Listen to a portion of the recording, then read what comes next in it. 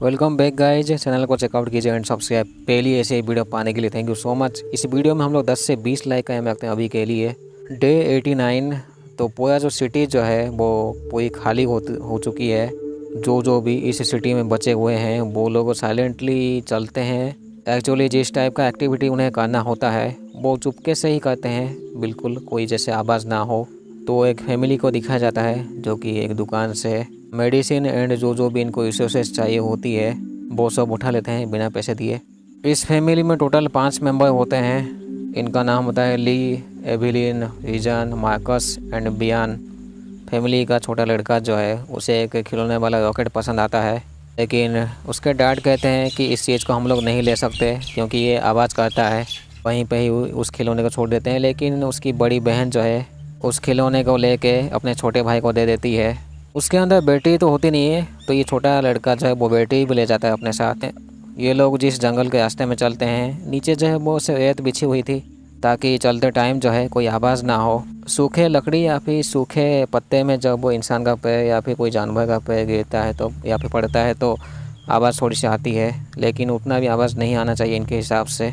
जब ये लोग एक बीच के पास पहुंच जाते हैं तो ये लड़का जो है उस रॉकेट का इस्तेमाल करता है, उसको स्विच ऑन कर देता है जिसकी वजह से जो है आवाज़ होती है। आवाज़ होते ही एक गांडू कीचड़ आके जो है उस लड़के को ले जाता है या फिर मार देता है। बहुत दिनों के बाद डे होती है 472। इसका मतलब ये है कि ये जो चीज़ है 1 साल से ज़्यादा हो चुका है, क्योंकि इनके साथ साथ जो है बाकी के जो भी लोग बचे हुए हैं इस सिटी में वो लोग भी इस चीज़ को सामना करते हैं। अभी तक ली को पता लग गया था कि ये जो क्रिएचर जो है वो सुनने में काफ़ी तेज़ होते हैं, लेकिन ये लोग देख नहीं सकते हैं, वही इनकी डिसएडवांटेज होती है। बट ये लोग सुन तो नहीं सकते, साथ में ये लोग बहुत तेज़ भी होते हैं। अचानक से कुछ भी ऐसा आवाज़ होती है तो 10 सेकंड के अंदर जो है ये लोग आके ठुकाई कर देते हैं। प्रेजेंट टाइम में ली की पत्नी जो है वो प्रेग्नेंट होती है। घर के बाहर या फिर जो भी इनको जगह मिली है वहीं पे सीसीटीवी कैमरा लगी हुई थी ताकि जो है घर के बाहर नजर रख सके। ये लोग कोशिश करते हैं कि बेसमेंट जैसे जगह में रहने के लिए, लेकिन वहाँ पे भी वो लोग आवाज़ नहीं करते हैं। रात के टाइम में जो इनके पास लैंटर्न जो होता है वो गिर जाता है, इसका मतलब एक थोड़ा सा साउंड होता है, जिसके बाद जो है ये लोग थोड़ा सा अलर्ट हो जाते हैं। इनको महसूस होता है कि घर के ऊपर कोई है, इनको लगता है कोई क्रिएचर है, लेकिन ये कोई दूसरा जानवर होता है। बट उसी जानवर को वही वाला क्रिएचर आके पेल देता है कुछ सेकंड बाद। ली किसी ईयरपीस का ऐसे इस्तेमाल करते हैं। मैं भी उनकी कोशिश रहती है कि वो कोई दूसरा लोकेशन ढूंढ सके। दिन होती है 473। रीजन वो जाना चाहती है थोड़ा सा बेसमेंट में, लेकिन ली उसे जाने ही नहीं देते हैं। ली उसे ईयरपीस वाला कुछ चीज़ देते हैं ताकि वो सुन सके। रीजन वो सुन नहीं सकती है, तो घर से बाहर जो है ली एंड मार्कस जाते हैं धीरे से। मार्कस की बहन भी जाना चाहती है उनके साथ, लेकिन वो मना करते हैं। बाप बेटे पहुंच जाते हैं किसी वाटरफॉल के साइड। यहाँ पे ऐसे पानी की ऐसे आवाज़ होती है। मार्कस की बड़ी बहन अकेली ही निकल पड़ती है कहीं जाने के लिए। रीजन को काफ़ी अफसोस होता है कि उसे जो है उस दिन उसके छोटे भाई को खिलौना नहीं देना चाहिए था। अगर खिलौना नहीं देती तो मैं भी उस दिन वैसा नहीं होता। वैसे बच्चा था तो क्या ही किया जा सकता है, वो खिलौना तो उसे चाहिए था। जैसे भी कभी कभी बच्चों को समझाना मुश्किल होता है। जब ली एंड मार्कस घर की तरफ वापस आते हैं तो रास्ते में देखते हैं एक बूढ़े आदमी को, एक बूढ़ी औरत को जो कि मर चुकी है उसके पास एक बूढ़ा आदमी खड़ा होता है। बूढ़ा आदमी चिल्लाता है, जिसके वजह से जो है वही गांडू केचर आके उसको मार देता है एंड बाप बेटे को भी भागना पड़ता है, क्योंकि ये वाला जो केचर होता है उसे कोई भी जगह में अगर शक होता है तो उसके आसपास वो घूमता है, भले ही वो देख नहीं सकता है। जैसे ही आपसे थोड़ी सी गलती होगी वो आपको आके पेल देगा। एविलिन प्रेग्नेंट होती है तो उसका भी ऐसे टाइम आ चुका था डिलीवरी का, मतलब कुछ घंटों में या फिर कुछ दिनों में होने ही वाली होती है उसकी डिलीवरी, लेकिन गलती से वो एक कील के ऊपर अपना पैर रख देती है। कील घुसने की वजह से वो चिल्लाती है, जिसके बाद जो है घर के बाहर जो लगी हुई थी लाइट उसको वो रेड कलर में जलाती है ताकि पता लग सके कि बाकी लोग की वो मुसीबत में है। झाटू क्रिएचर भी ऐसे घर के आसपास ही होता है। एविलिन उन क्रिएचर से छुपती है, लेकिन वो एक से ज़्यादा क्रिएचर को देखती है। बाकी के फैमिली मेम्बर्स को पता लग गया था कि एविलिन अभी मुश्किल में है, क्योंकि घर के बाहर ऐसे लाल लाइट जली हुई थी। ली मार्कस को भेजते हैं कोई ऐसे डिस्ट्रैक्शन वाली आवाज़ करने के लिए।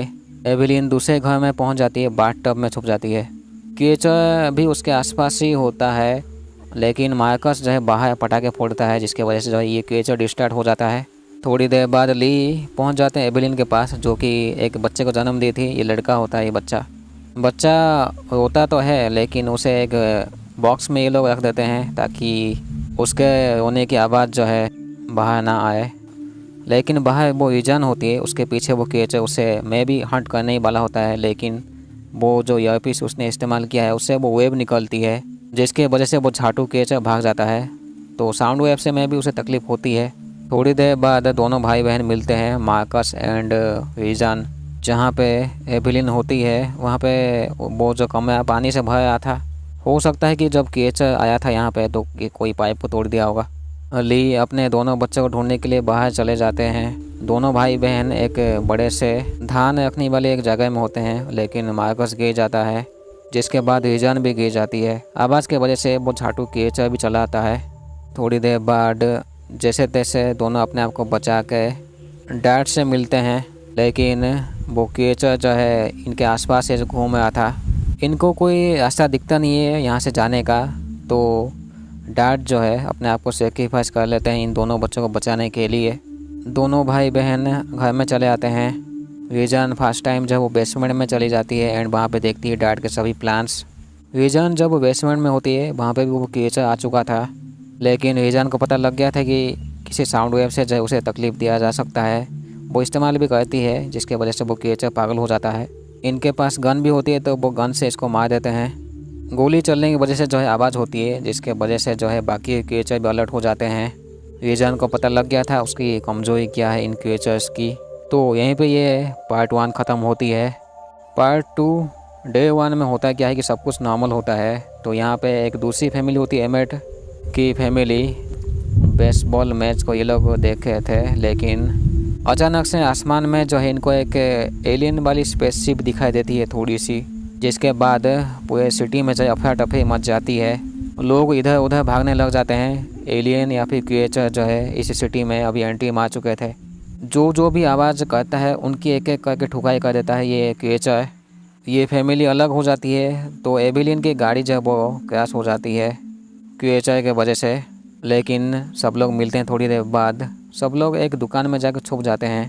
तभी एक आदमी का जो है वो फ़ोन बजता है, जिसके वजह से जो है एलियन इस दुकान के अंदर घुस के सबकी ठुकाई कर देता है एक एक करके।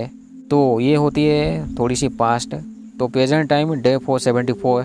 जैसे कि इस फैमिली का मुख्य सदस्य ली वो मर चुका है। अभी यहाँ पे 4 लोग ही बचते हैं, एबिलिन एंड उसके 3 बच्चे। मार्कस की बहन को डैड की वो मैप प्लान मिल चुका था, जिसमें वो ऐसे चीज़ें मार्क किए हुए थे। मैं भी ऐसे लोकेशन जहाँ पे इनको फ्यूचर में जाना होगा। ये 4 लोग जो है घर को छोड़ देते हैं। अभी जंगल के रास्ते में इनको सूखे पत्ते के ऊपर ही चलना पड़ता है, क्योंकि पहले जहाँ जहाँ पे ये लोग जाते थे वहीं तक जो है रेत को डाले थे ये लोग नीचे, ताकि आवाज़ ना हो। लेकिन अभी इस घर को ये लोग छोड़े हैं तो नया रास्ता लेना होगा। चलते चलते ये 4 लोग एक पुरानी किसी रेलवे स्टेशन में पहुंच जाते हैं। एबिलिन का पैर जो है एक तार में लग जाता है, जिसके वजह से बोतल नीचे गिरती है। बोतल से आवाज़ निकलती है तो इन 4 को भागना पड़ता है। हालांकि दूर से एक आदमी इनके ऊपर नज़र रख रहा था स्नाइपर के थ्रू। मार्कस का पैर एक बियर ट्रैप में फंस जाता है। एलियन जब आता है तो एक एलियन को ये लोग मार देते हैं।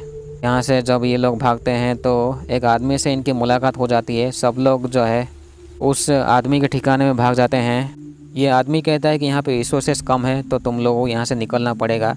बट एबिलिन समझ जाती है ये एमेट है, एंड एमेट ही होता है वैसे। मैं भी इनका कोई पड़ोसी होगा। एमेट को भी पता लग गया था कि वो रेडियो वेव से कुछ होता है उन क्रिएचर को। एमेट के हिसाब से उसकी पूरी फैमिली अभी मर चुकी है। इनके पास रेडियो होती है जिसमें एक गाना बजता है, लेकिन रीजन को लगता है कि ये कोई सिग्नल है जो कि किसी दूर जगह से आइलैंड से आ रही है। रीजन अपने भाई को बताती तो है, लेकिन वो यकीन नहीं करता है। तो जिसके वजह से जब अकेले निकल पड़ती है इस जगह से इस आइलैंड को ढूंढने के लिए। अकेली रीजन एक ट्रेन के अंदर घुस जाती है। यहाँ पे बहुत से ऐसे लाशें भी होती है जो कि सड़ रही थी। खाली पैर में चलते चलते उसके पैर में से चोट लग जाती है, थोड़ी सी छिल चुकी थी। जब वो फर्स्ट एड किट निकालती है तो एक एलियन जो है ट्रेन के अंदर चला आता है। अपना ईयरपीस निकाल के वो वेब को क्रिएट करने की कोशिश करती है, लेकिन वो काम नहीं करता है। वो पीछे हटता ही नहीं है साला। तभी एमेट आके जो है उस एलियन को मार देता है एंड दोनों भागते हैं इस जगह से। रीजन की जब आंखें खुलती है तो एमेट कहता है कि उसे एक बोट मिला है दूसरी तरफ एवेलिन भी उस जगह से निकल चुकी थी कुछ सामान लेने के लिए। दोनों बीच से देखते हैं कि उस एक जगह में जो है बहुत सा ऐसे बोट है, कम से कम 4-5 बोट्स। एवेलिन के जाने के बाद जो है मार्कस अभी ख्याल रखता है उस बच्चे का, लेकिन एक्चुअली जब ये लोग उस बच्चे को बॉक्स में डालते हैं तो ऑक्सीजन का भी ऐसे इस्तेमाल करते हैं। इनके पास एक ऑक्सीजन सिलेंडर होती है। जब भी वो बच्चा रोता है तो उसको वो बॉक्स के अंदर रख देते हैं ऑक्सीजन का मास्क लगा के, ताकि उसकी आवाज़ जो है बाहर ना आए। एवेलिन मेडिसिन के दुकान में ही होती है ऑक्सीजन सिलेंडर के लिए एंड कुछ मेडिसिन के लिए। एमेट एंड रीजन जब उस बोट साइड में पहुंच जाते हैं तो उन्हें महसूस होता है कि कोई उनके पीछे से गया है बहुत तेज़ी से। तभी इनको एक छोटी बच्ची दिखती है। जब एमेट उसके पास जाता है तो वो हमला कर देता है एमेट के ऊपर एंड इन दोनों को जो है कुछ गांडू लोग घेर लेते हैं। दूसरी तरफ मार्कस जब कुछ ऐसे देखता है जिसकी वजह से वो डर जाता है एंड डरने की वजह से जो है जब वो सामान गिरता है तो एक आवाज़ होती है। मार्कस उस बच्चे के साथ जो है यहाँ पे एक चैम्बर के अंदर ब्लॉक करता है। झाटू केचर जो है अभी ढूंढ रहा होता है साला मार्कस को। एवेलिन इस जगह में पहुंच चुकी थी। वो एक सिलेंडर का इस्तेमाल करती है, जलाने की कोशिश करती है एलियन को, लेकिन वो जलता ही नहीं है साला। देखा जाए तो यहाँ पे सबके सिचुएशन जो है वो क्रिटिकल हो चुकी थी। बोट के उस साइड जो है ये गांडू लोग जो है मार्कस के बहन को चेक करके जो है लेने वाले होते हैं, लेकिन एमेट जो है यहाँ पे हाथापाई कर देता है सबके साथ। एलियन आके सबको मारता है।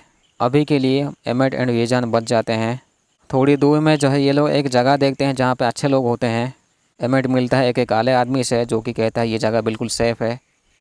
यही काला वाला आदमी कहता है कि उसने सिग्नल दिया था म्यूजिक के थ्रू रेडियो में। यहाँ से थोड़ी सी दूर में एक रेडियो टावर भी होती है। अगले दिन जो है एमेट में भी एलियन को देखता है बोट के अंदर एंड वो बोट जब हिल रही थी, जिसके बाद होता क्या है कि इस जगह में एलियन आके जो है सबके ऊपर हमला कर देता है। एमेट, रीजन एंड वो काला आदमी कार के थ्रू जो है एक रेडियो टावर में पहुंच जाते हैं, लेकिन वो काला आदमी जो है अंदर घुस नहीं पाता है। एलियन उसकी ठुकाई कर देता है बाहर लेके। हालांकि एलियन जो है इस टावर के अंदर भी घुस चुका था।